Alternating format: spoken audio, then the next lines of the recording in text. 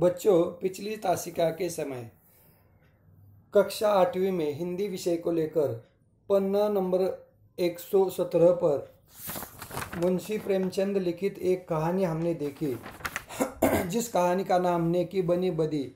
किस तरह से दफ्तर में प्रामाणिकता के माध्यम से काम करने वाला सिपाही जिसका नाम था गरीब, लेकिन बेचारा प्रामाणिकता के माध्यम से काम करने के बाद भी बाकी के लोग उसे कितने परेशान करते, बड़े साहब भी और बाकी के उसके 3 चपरासी साथी, फिर भी वो अपने गरीब के नाम के अनुसार कुछ किसी को कुछ नहीं बोलता। लेकिन सब लोग उसके साथ ऐसा व्यवहार क्यों करते थे? तो वो घाट का धनी था, उसे ऐसा कहते थे। उसके घर की परिस्थिति अच्छी थी, समृद्ध थी, गाय भैंसे थी, शेरों मन दूध था, हजारों की आना लेन देन होती थी। ये सब देखकर, उसकी अच्छी स्थिति देखकर उससे सब घृणा करते थे, उसे परेशान करते थे। लेकिन बेचारा अपने काम से मतलब रखता था। और यह सब इस कहानी के लेखक प्रेमचंद जी देख रहे थे कि 1 साल से उस दफ्तर में काम कर रहे थे। देख रहा था कि बेचारा गरीब अपना काम में काम रखता है, फिर भी उसे कितनी परेशानियों का सामना करना पड़ता है, ये देख रहे थे। अब आगे मैंने अंग्रेजी में कहा, बाबू साहब आप अन्याय कर रहे हैं। उसने जानबूझकर तो रोशनाई गिराई नहीं। इसका इतना कड़ा दंड देना अनुचित की पराकाष्ठा है। पराकाष्ठा का मतलब है यह कोई ज़्यादा अति ही होता है। बाबू साहब बोले, आप अभी इसे जानते नहीं, यह बड़ा पाजी है। इसके घर में 2 हालों की खेती होती है, हजारों का लेन देन करता है, कई भैंसे दूध देती है। इन बातों का इसे घमंड है। घर की दशा ऐसी ही होती तो आपके यहाँ चपरासी गिरी क्यों करता? मैंने कहा। बड़े बाबू ने गंभीर भाव से कहा, विश्वास मानिए, घाट का धनी है। घाट का धनी मतलब समृद्ध होना, घर की हालात स्थिति अच्छी होना, और बला का मक्की चूस है। यदि ऐसा ही है तो भी कोई अपराध नहीं। लेकिन ऐसा है तो कोई अपराध नहीं ना। वो एक दूसरे माँ से बोल उठे, भाई साहब उसके घर मनो दूध होता है, मनो ज्वार चना मटर होते हैं, लेकिन यह कभी यह नहीं सोचता कि थोड़ा सा हम लोगों को भी दे दे। देखो, दूसरे माँ से कहते कि इसके घर में बहुत मनो ज्वार है, चना मटर है, शेरों मन दूध है, लेकिन इसे कभी ऐसा नहीं लगता कि आप यहाँ अफसर के लोगों को, अपने साथियों को दे। यहाँ इन चीज़ों के लिए तरस तरस कर रह जाते हैं, या हम इस चीज़ों के लिए तरस तरस कर रह जाते हैं, तो फिर क्यों न जी चले। फिर यह सब कुछ इसी नौकरी की बदौलत तो इसे मिला है। अब अफसर के समझ में आ गया कि लोग ऐसा क्यों सोचते हैं कि यहाँ पे नौकरी करता है इसलिए तो इसे इतना सब मिला है, ऐसा वे सोचते थे। और उसके अनुसार उसके पास से अपेक्षा करते थे कि यह कुछ न कुछ हमें दे, नहीं तो पहले इसके घर में भुना चना तक न था। बड़े बाबू सकुचाकर बोले, यह कोई बात नहीं, उसकी चीज़ है, चाहे किसी को दे या न दे। जो साहब उसका पक्ष ले रहे थे वो बोल रहे थे कि ये उसकी बात है, उसे जो करना है वो सो करे, जो चाहे दे या फिर न दे। रहस्य खुल गया। बड़े बाबू ने सरल भाव से सारी अवस्था दर्शा दी। समृद्धि के शत्रु सब होते हैं, बड़े होने के शत्रु सब होते हैं, छोटे ही नहीं बड़े भी। हमारे ससुराल या ननियाल दरिद्र हो तो हम उससे कोई आशा नहीं रखते, कदाचित हम उसे भूल जाते हैं। किंतु सामर्थ्यवान होकर हमें न पूछे, हमारे यहाँ तीज त्योहार पर उपहार न भेजे तो हमारे कलेजे पर सांप लौटने लगता है।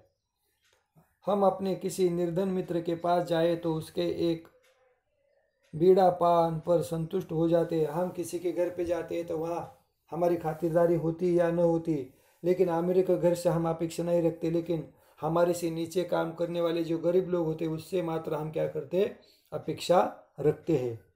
पर ऐसा कौन मनुष्य है जो किसी धन मित्र के घर से बिना जलपान किए लौटने के बाद सदा के लिए उसका तिरस्कार न करने लगे। कई दिन पीछे गरीब से बातचीत होने पर उसने बताया, हाँ उसके घर खेती किसानी है, गाय भैंसे भी है। तब मैंने उससे पूछा, दफ्तर के बाबू लोगों की भी कभी कुछ खातिर करते हो? गरीब ने दीनतापूर्ण आश्चर्य से कहा, हुजूर मैं सरकार लोगों की क्या खातिर कर सकता हूँ? मैं आप लोगों के बड़े लोगों की क्या खातिर कर सकता हूँ?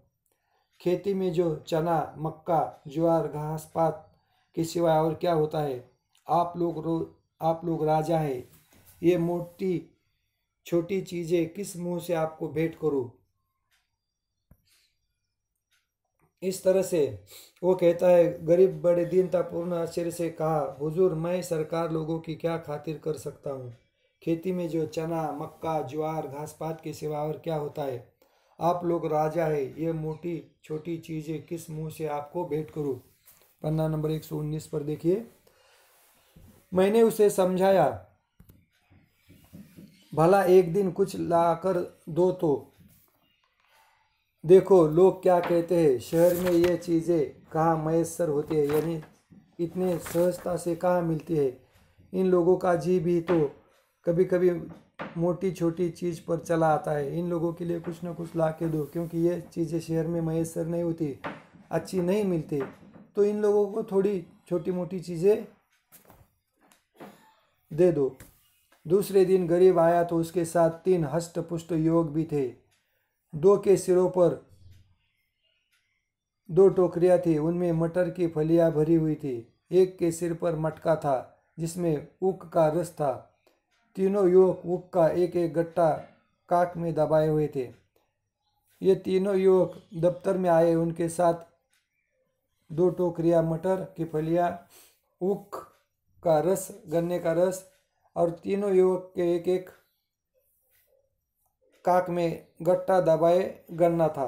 दफ्तर के चपरासियों और अन्य कर्मचारियों ने गरीब को घेर लिया।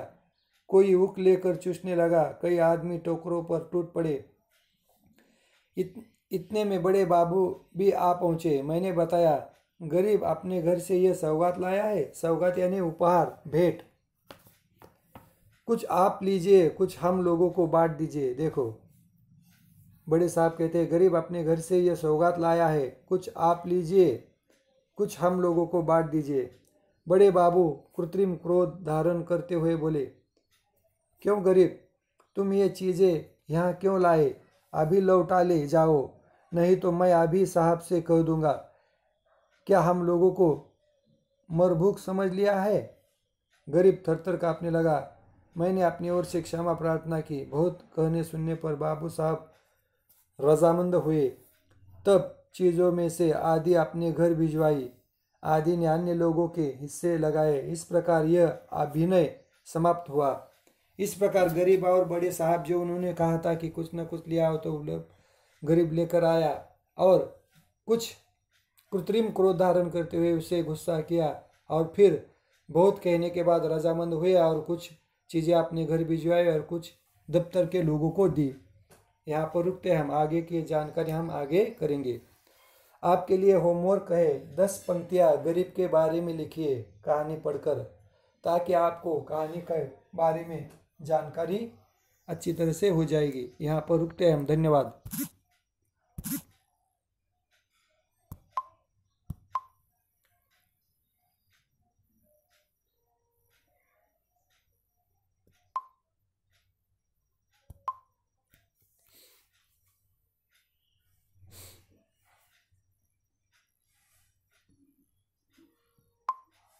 बच्चों, पिछली ताशिका के समय कक्षा 7वीं में हिंदी विषय को लेकर पन्ना नंबर 119 पर जो कहानी है, मुंशी प्रेमचंद लिखित स्वत्व की रक्षा, इस स्वत्व की रक्षा के माध्यम से हमने देखा कि मीर